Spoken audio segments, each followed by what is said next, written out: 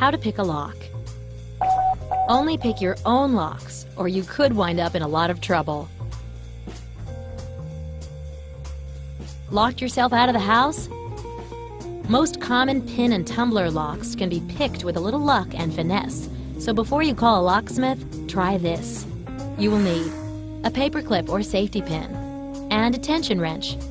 Optional, a second paperclip. Step 1. Get a paperclip or safety pin and bend it straight. Now make a slight upwards bend at the very end. You can buy a professional lockpick set at a hardware store. There's a basic size intended for American locks. Step 2. Insert your wrench into the lower part of the keyhole. That is, the side opposite the one where the key's teeth would go in. Step 3. Figure out which way the lock needs to be turned to open by turning the wrench clockwise and then counterclockwise. You'll feel which way has more give. Step 4. Turn the lock the correct way with the wrench, putting slight pressure on it. Hold the wrench in place. Step 5. While keeping pressure on the lock, insert the paperclip into the top part of the keyhole. Step 6. Feel around the keyhole with a paperclip until you locate the pins. If you're picking a common door lock, there will most likely be at least 5 of them in a row. Before you start, many experts suggest raking the lock.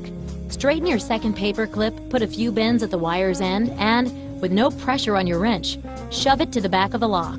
Now pull it out quickly, pressing against the top of the lock while gently turning your wrench. You might just set a pin or 2 that way.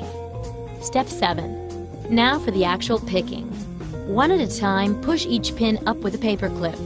Try to feel for the moment when the pin reaches its unlocked position. You should feel a slight give, or even hear a faint click. Start with the pin furthest away from you, then move on to the next. Step 8. As you go, apply slightly more pressure with the wrench until you have all the pins lifted up. Step 9. Now turn the wrench fully. Voila!